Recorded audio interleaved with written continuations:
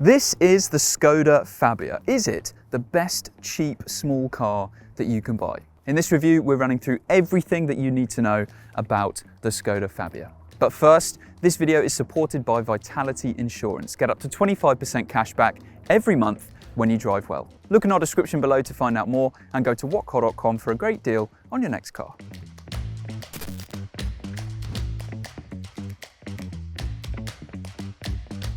Now, with everything getting electrified, everyone wanting SUVs, and even big sellers like the Ford Fiesta going off sale, you might think that a small petrol-powered car like the Fabia is about as modern and desirable as a black and white TV. But while all of those buying trends are true, there absolutely is still a market and a need for cars like the Fabia.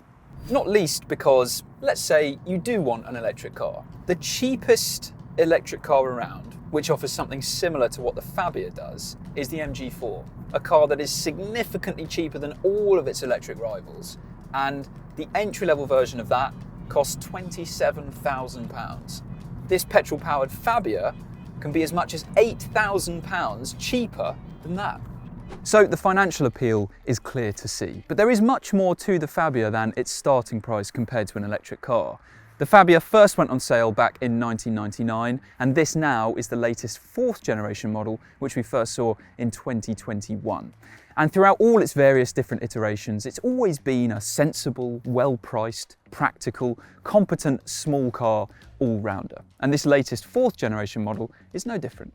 If you are looking at buying a Fabia, then you're spoilt for choice when it comes to alternatives. As a small petrol-powered car, this is up against many rivals like the VW Polo, the Ford Fiesta, the Seat Ibiza, the Peugeot 208, the Honda Jazz, and the Dacia Sandero, and lots of others. Now, small cars like the Fabia and all of those rivals that we just mentioned aren't particularly known for exciting interiors. But what the Fabia does very well is nail the basics. So the driving position is very good. There's loads of adjustment in the steering wheel and in the seat. It's comfortable here. You get adjustable lumbar support for the driver.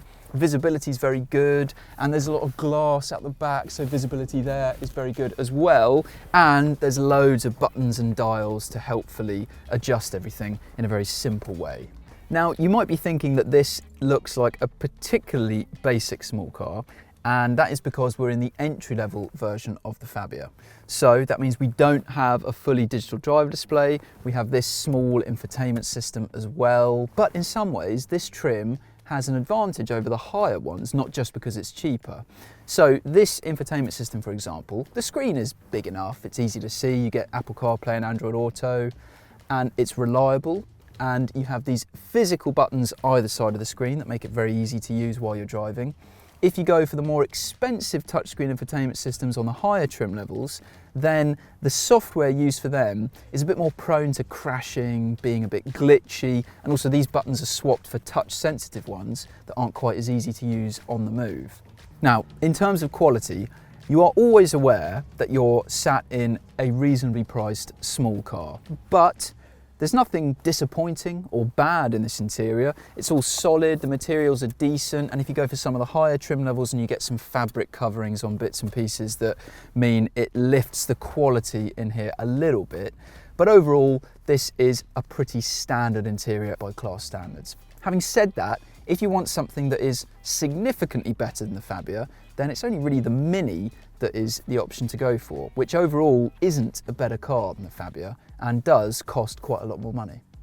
The Fabia is a small car which is big on practicality, so that means adults sat in these rear seats will have more room back here than they will in pretty much any other small car. So with the driver's seat in my driving position, you can see I've got really good amount of legroom. Headroom's also very good. It doesn't feel cramped back here at all, and it's only really a Honda Jazz in this class of car that feels like it does have more space than what you find in the Fabia. This is on a par with the practical Ibiza, and it's much more roomy than what you find in the back of a Fiesta. But it's the boot where the Fabia really stands out. In total, you can get 6 of these carry-on size suitcases into the boot below the parcel shelf, which is more than you can get in any other small car. In fact, that's the same number that you'll get in a Ford Focus, which of course is in the class above the Fabia. So when it comes to the boot, this is pretty hard to beat in this class. And if you want to pay extra, you can make it even more practical because they have something called a Simply Clever Pack 1, which gives you a net on the floor here to stop things from sliding around. It also gives you some devices to help create some different storage compartments in the boot. You also have this handy double-sided mat, which gives you this wipe clean side.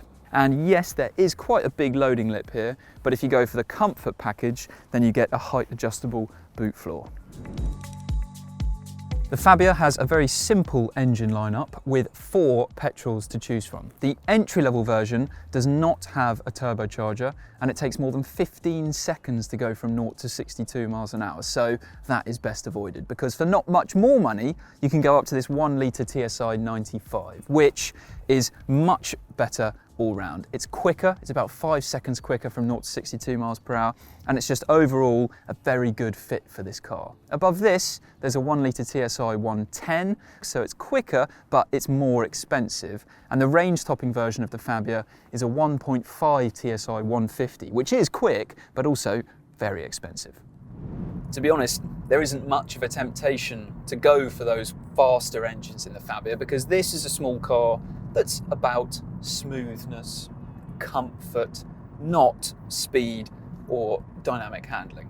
So this is a very comfortable car by the class standards. Even on our broken British roads, it's really nicely cushioned, pretty well controlled as well. Sure, the steering is very light, and because it has this soft setup, the car can pitch around a little bit if you ask for a quick change of direction. But all things considered, this is a very pleasant small car to drive. And the 1 litre TSI 95 engine that we've got with this car is definitely the best fit for it. Not just because the engine itself is very good, very impressive, but it also comes with a 5-speed manual gearbox, which is very slick and smooth to use.